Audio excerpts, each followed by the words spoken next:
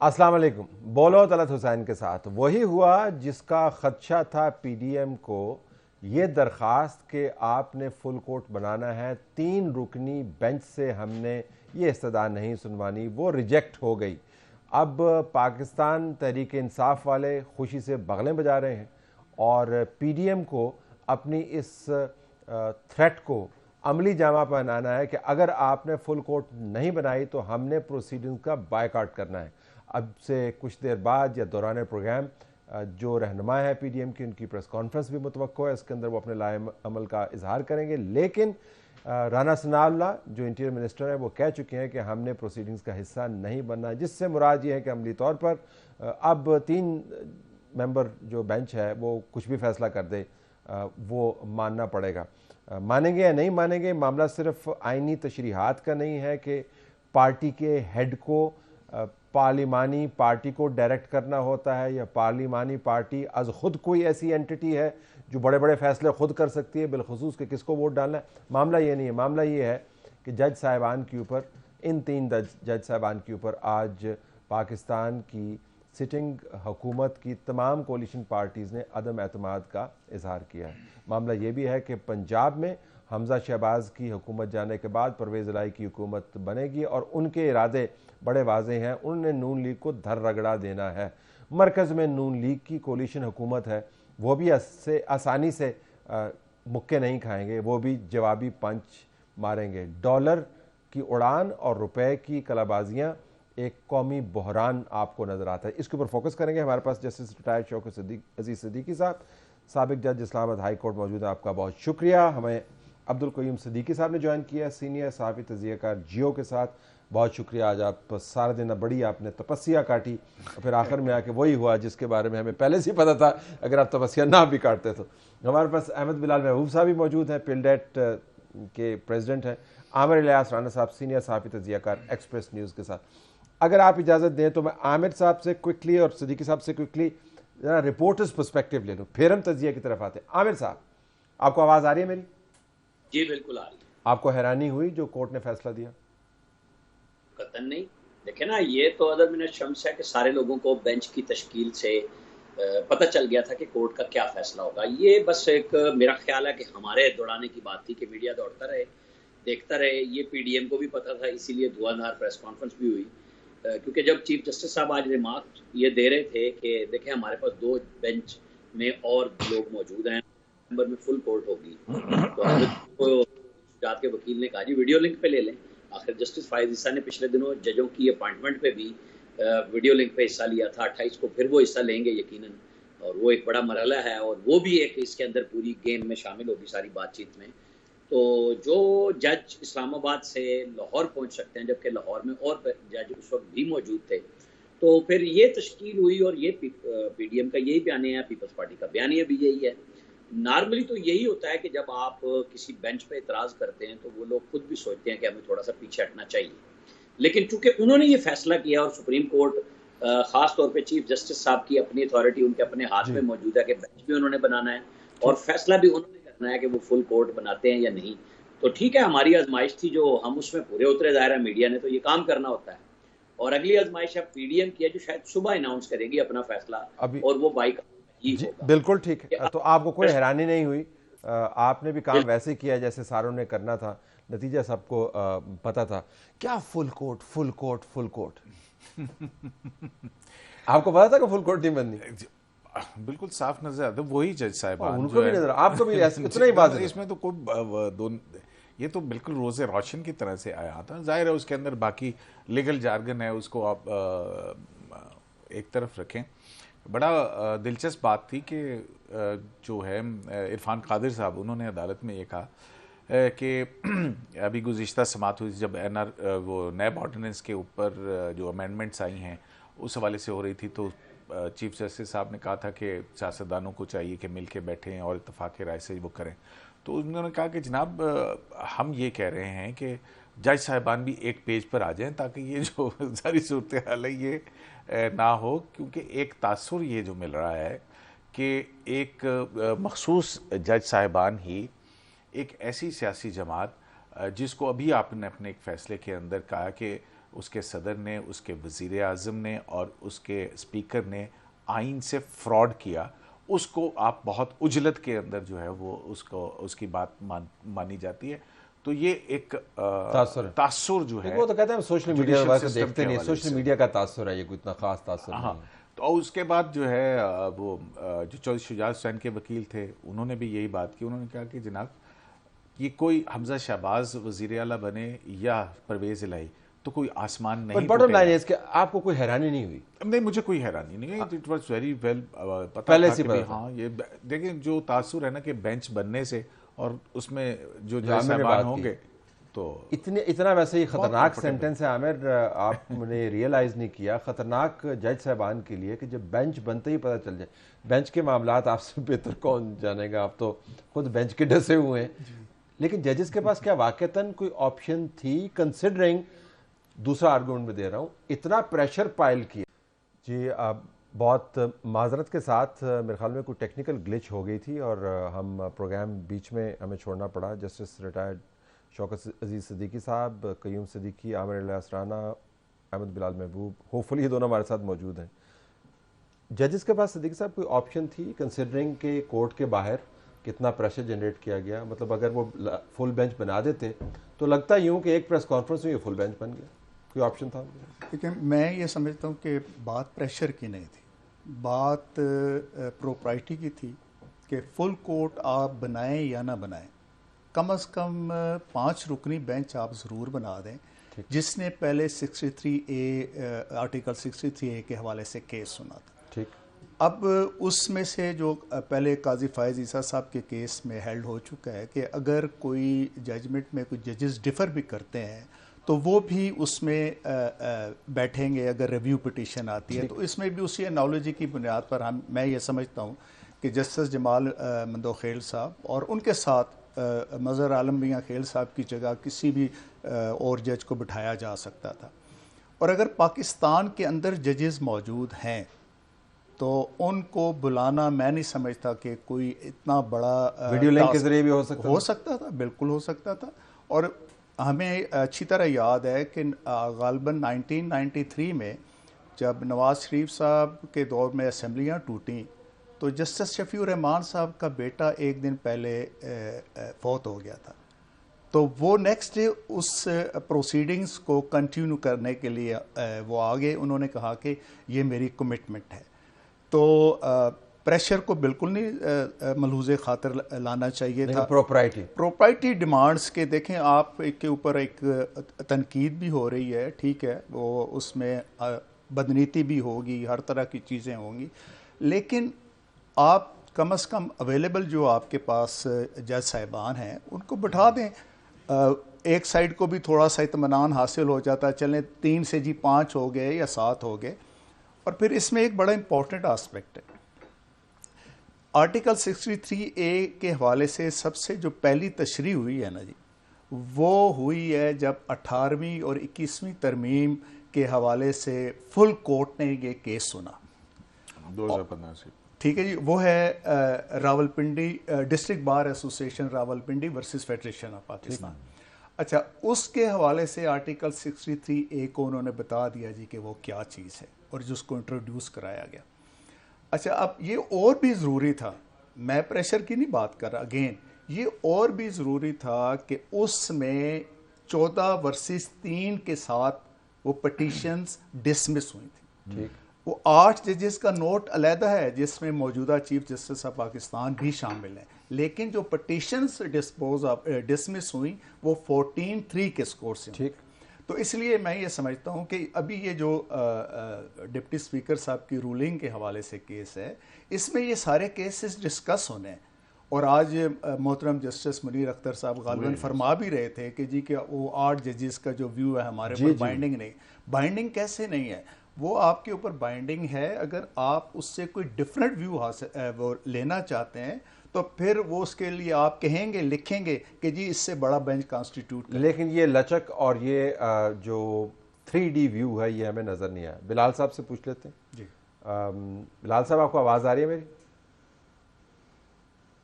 बिलाल महबूब साहब जी, आवाज़ आ रही जी, फरमाइएगा कि अब बहरान जो है इस हवाले से आपको शदीद होता हुआ नज़र आता है कि हमजा शहबाज की हुकूमत तो लगता है गई के गई।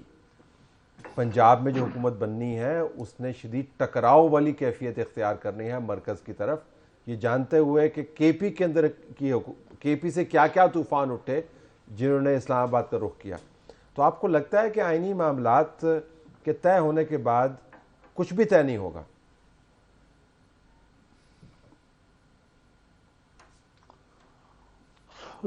जी हाँ, लेकिन एक दो बातें जो मुझे पिछले चंद हफ्तों के अंदर सुप्रीम कोर्ट की प्रोसीडिंग्स में नजर आई हैं, और मैं उम्मीद कर रहा हूं कि ये कोई तौहीन अदालत का मामला नहीं होगा, वो ये है कि अदालत की अपनी एक रिफॉर्म्स की कमिटमेंट है और उनका एक एजेंडा है। उसे आप रिफॉर्म कहें ना कहें, ये आप अपने बेंट ऑफ माइंड पे मुनासिर है, लेकिन उन्होंने 63A की जो तशरीह की है उसके अंदर उन्होंने उस तशरीह को बहुत एक्सपैंड करके उसके अंदर जो चीज़ एक नई डाल दी है, वो उनका एक व्यू है कि सियासी जमातों के अंदर क्या होना चाहिए और डिफेक्शन की क्या तारीफ होनी चाहिए। और आज भी मैं देख रहा था कि उनकी एक ऑब्जर्वेशन थी, और ये बहुत इंटरेस्टिंग बात है, वो कहें क्या सियासी जमातों के अंदर हम फर्द वाहिद की डिक्टेटरशिप कायम कर लें, उसे तस्लीम कर लें। यानी उनका एक व्यू है। तो उन्होंने रिफॉर्म्स लाने हैं, पार्टियों के अंदर जमहूरियत पैदा करनी है या पार्टियों को रिफॉर्म करना है। मेरे ख्याल में ये सुप्रीम कोर्ट के दायरा कार की चीज़ नहीं है। ये ऐसे सियासी और आईनी रिफॉर्म्स पार्लियामेंट लाती है, अदलिया नहीं लाती। लेकिन अदलिया की जो गुफ्तगू मैंने सुनी है उससे लगता है कि उनके अंदर एक कमिटमेंट है कि वो इस किस्म की कुछ रिफॉर्म्स लाना चाहते हैं। मेरे ख्याल में इससे बहरान गहरा हो जाएगा, लेकिन वो गहरा होने के लिए सूरत ये है कि क्या जिन लोगों ने आज ये धमकी दी है या आज उन्होंने ये समझे वार्निंग दी है कि अगर फुल कोर्ट नहीं बनती तो वो फिर इसके सरोकार कोई नहीं होगा उनका, क्या वो इस पे ऊपर अमल करते हैं? क्या उसके ऊपर कोई रिएक्शन आता है? अब रास्ता बिलाल साहब लगता यूं है, लगता यूं है कि उनके पास इतने बड़े बयान के बाद अब कोई रास्ता बाकी रह नहीं गया, कंसिडरिंग कि कितनी सुबकी ऑलरेडी उनको ज़िमनी इंतखाबात में उठानी पड़ी और लोगों का कितना दबाव है अंदर से उन पर कि आपने कहीं पर कोई स्टैंड नहीं लिया। But I will come back into this in a little while. बड़ा दिलचस्प नुकता है कि कोर्ट का एक एजेंडा है रिफॉर्म का, उसमें आज तो हमने मईशत के ऊपर भी बात सुनी, गवर्नेंस के ऊपर भी हमने बात सुनी, पाकिस्तान के बहरान के ऊपर भी हमने बात सुनी, रियासती बहरान का भी हमने तज़किरा सुना। तो वो एजेंडा तो काफ़ी वसी है। जी हाँ, बिल्कुल। मतलब सिर्फ यही नहीं कि एक पार्टी हेड की आमरीत हो जाएगी। फिर उन्होंने जो फ़ारूक नाइक थे उनसे कहा कि आप ही की पार्टी के रज़ा रब्बानी साहब की ये 63A के अंदर के भी, आप याद है आपको जब वो इसी अमेंडमेंट के ऊपर फौजी अदालतों के ऊपर वोट डालने की बात हुई थी तो रज़ा रब्बानी साहब वीपिंग, तो उसको उन्होंने कहा कि आपका पार्लियामेंटेरियन ये कह रहा था। तो अब उसके बाद एक और रिमार्क्स जो है वो जस्टिस एजाजुल एहसन की तरफ से आया कि आप अपने पार्लिमानी नुमाइंदे जो हैं उनको डमी बना कर रखना चाहते हैं। क्या वो डमी? तो वो ये कह रहे हैं कि पार्लियामेंट के अंदर जो है वो पार्लियामानी पार्टी की डेमोक्रेसी होनी चाहिए। हालांकि वहाँ से आर्गूमेंट आ रहा था कि जनाब ये पार्टी हेड ही वो है जो टिकट तस्लीम, जिस फैसले का इन्होंने जिक्र किया ये भी साइट हुआ। इसके अलावा जो है वो 5 रुकनी बेंच का भी फैसला साइट हुआ।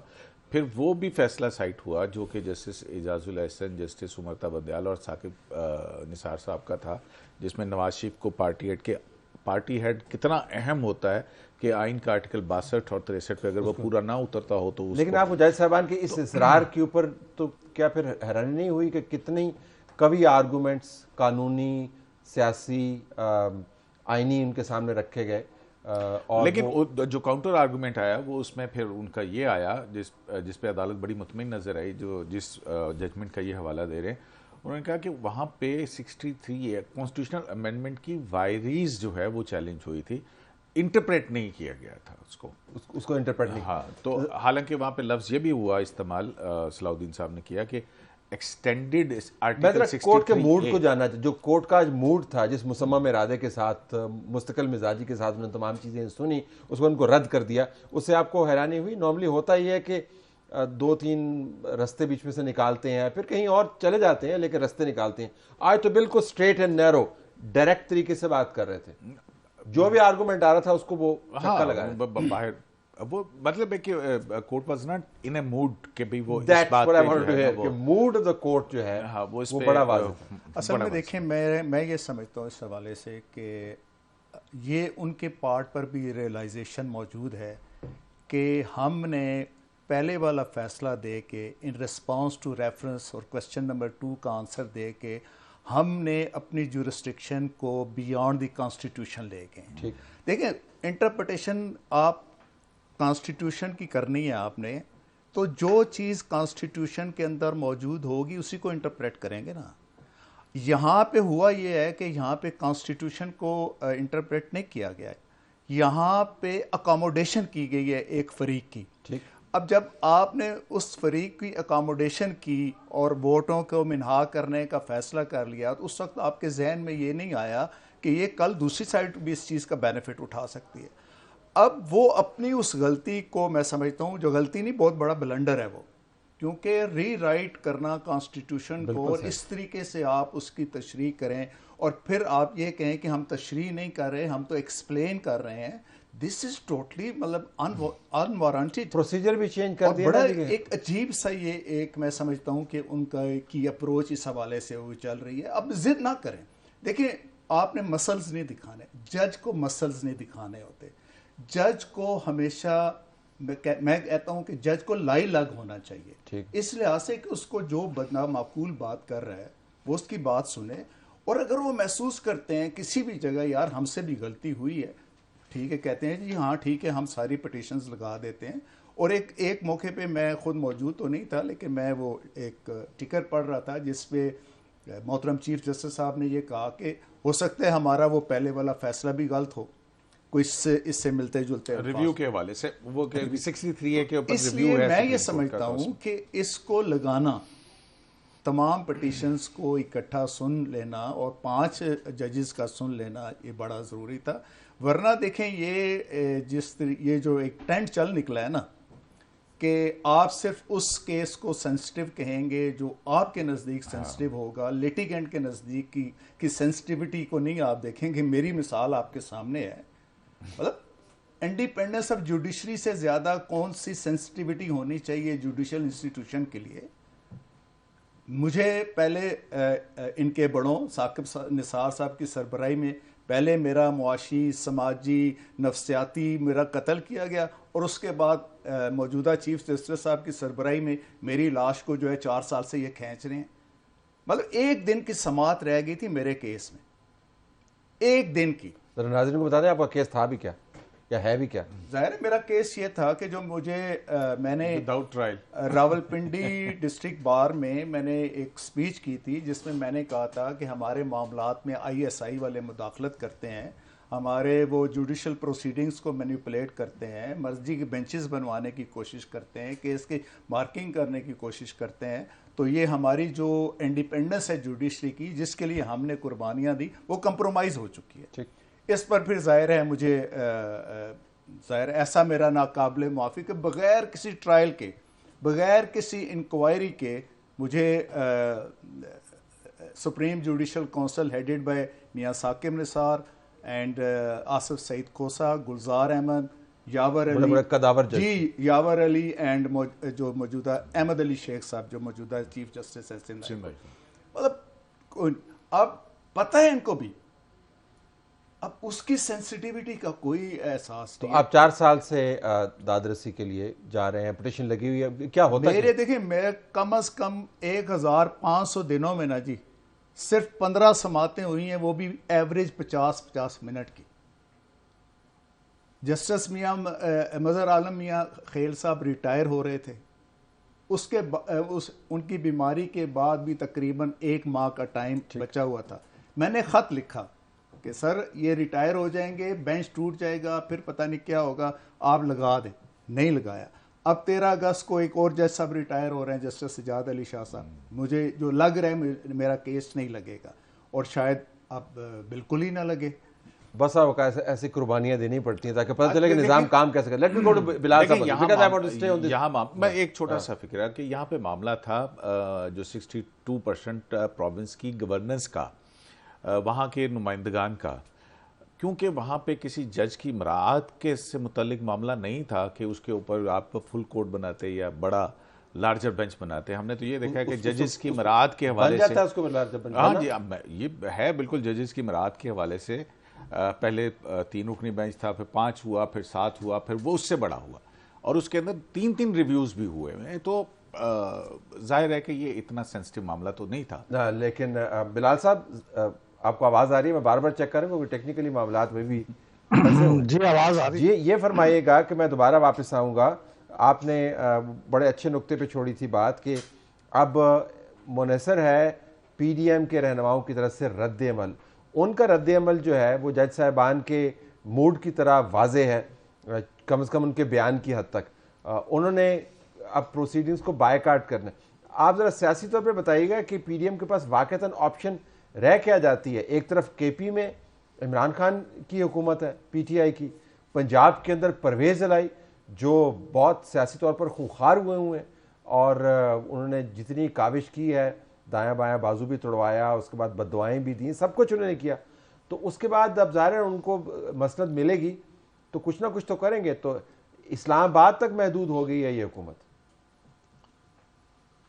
देखिए, इसमें जो एक चीज जो बड़ी देर से रियलाइज हुई है PDM को, या कम से कम उसका इजहार देर से हुआ है, वो ये है कि ये एग्रेसिव पॉलिसी के बगैर इस पूरे माहौल में सरवाइव करना बड़ा मुश्किल है। जिस तरह से ठंडे ठंडे ये पिछले 3-1 महीनों से गुजारा करने की कोशिश कर रहे हैं, उनको अचानक एक रूड अवेकनिंग हुई है ये हालिया ज़िमनी इंतखाबात के नताइज से, कि ये हम क्या करते रहे हैं और हम क्या कर रहे हैं। लोग तो बिल्कुल हमसे कहीं दूर जा चुके हैं, हम बहुत पीछे रह गए हैं।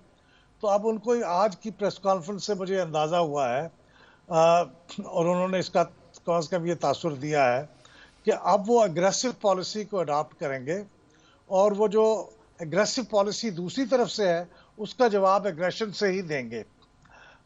अब अगर, और ये वाकई ऐसे ही लगता है क्योंकि इसके 2 पहलू हैं, एक तो इदारे उससे मुतासिर होते हैं एग्रेसिव पॉलिसी से, और दूसरे अवाम के अंदर भी इसकी बहुत पजीराई है। तो इसलिए अब इनके पास कोई चारा नहीं है। अब ये कितने एग्रेसिव हो पाते हैं, लेकिन बहरहाल जितने भी एग्रेसिव हो पाएंगे, अब आप माशरे के अंदर एग्रेशन का चलन देखेंगे। ये हुकूमत चले या ना चले, लेकिन एग्रेशन वो चलाएंगे, और एग्रेशन चलेगी, और उसके नतीजे में फिर क्या होगा ये हमें मालूम नहीं है। नहीं, उसके ऊपर राय जनी करते हैं कि उसके नतीजे में क्या होगा। वो एग्रेशन का एक अक्स जो है ब्रेक में बिल्कुल जाने से पहले साद रफ़ीक के ट्वीट में आपको नज़र आता है, जिसमें इन्होंने तंग आमद बजंग आमद वाला मूड अपनाया, और उसके बाद एक दिलचस्प इशारा भी उस ट्वीट के अंदर डाला जिसकी हम वजाहत नहीं करना चाहते। ब्रेक के बाद वापस आएंगे तो देखेंगे कि ऑप्शंस क्या हैं लीगल और पॉलिटिकल उस हुकूमत के लिए जो ऐन मुमकिन है कल के बाद सिर्फ इस्लामाबाद तक महदूद रह जाए।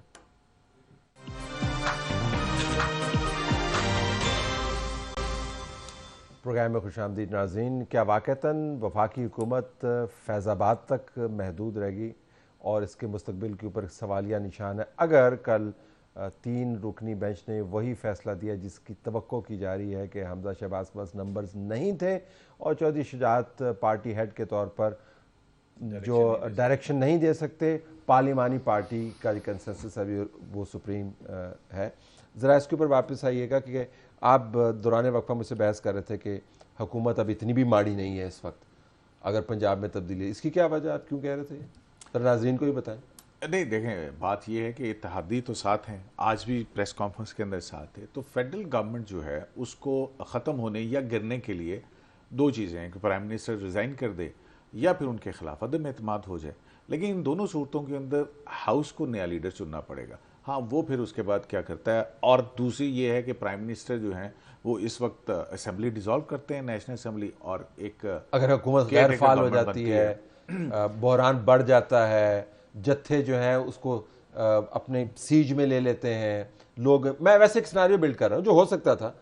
तो फिर कोई आर्मी चीफ वहाँ से चलता है, वो कहता है जी प्राइम मिनिस्टर साहब रहने दो, तो वो नहीं है, वो तीसरी सूरत नहीं। नहीं देखें, जत्थाबंदी की तो वो और दूसरी बात है ना। देखें, बात ये है कि अगर फेडरल गवर्नमेंट जो है वो नए अनाउंस कर देते हैं, प्राइम मिनिस्टर के पास ये तो इख्तियार है कि वो असेंबली डिसॉल्व कर सकता है, और असेंबली डिसॉल्व करके नेशनल इलेक्शंस का ऐलान कर देते हैं जैसे कि है, या पॉलिटिकल पार्टीज शायद प्रवेल करें और एक बैठें और कहें कि हाँ जी ठीक है, उसको अक्टूबर में हम इलेक्शन करा दें। इलेक्शन की बात करें नहीं, तो केयर टेकर आएगी। केयर टेकर के अंदर Extend हो आइन जाएगी। की Extend हो जाएगी। देखिए, आइन इस बारे में जो है वो उसकी एक म्याद मुकर्रर करता है, ठीक है ना, कि भी हाँ ये इसकी 90 दिन की म्याद होगी और इसके अंदर जो है आपने ट्रांसफर ऑफ पावर करना है। अब यहाँ पे एक्सटेंड हो जाएगा सिद्दीकी साहब।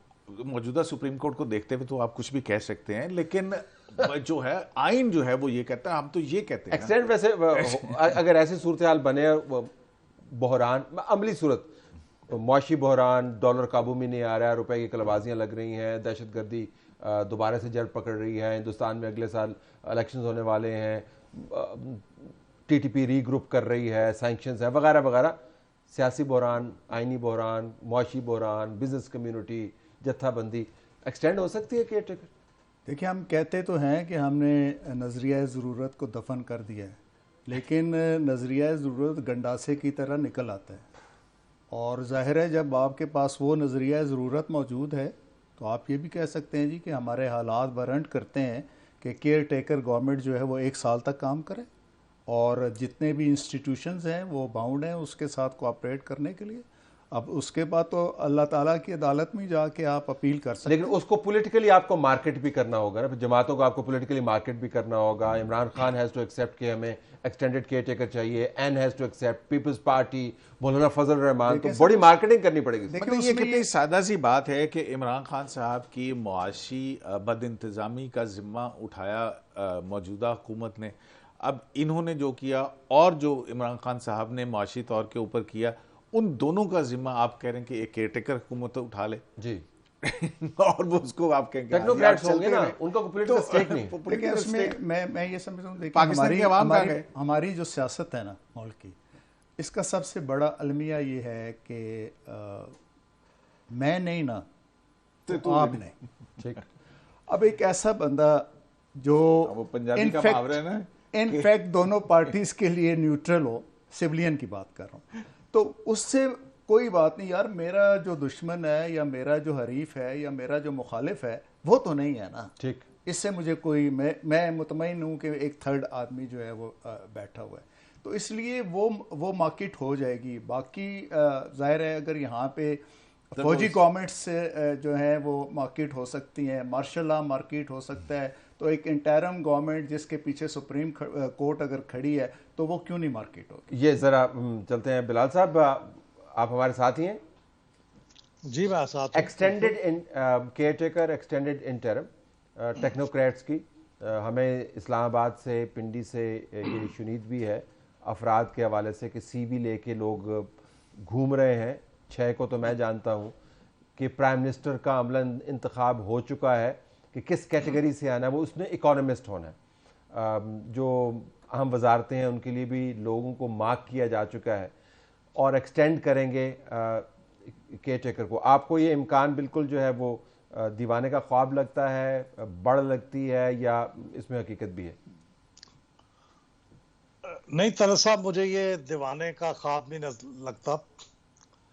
जिस तरह की इकॉनमी की सूरत हाल हमारे मुल्क की हो गई है, कम से कम मैं काफ़ी तवील उम्र आदमी हूँ, मैंने तो अपनी ज़िंदगी में इतना पाकिस्तान का माशी बहरान नहीं देखा जो इस वक्त देख रहा हूँ। और हमारे मुल्क की जो पॉलिटिक्स है ये उस माशी बहरान को हल करने की तरफ तो नहीं जा रही, ये तो उसको मज़ीद बढ़ाने की तरफ जा रही है।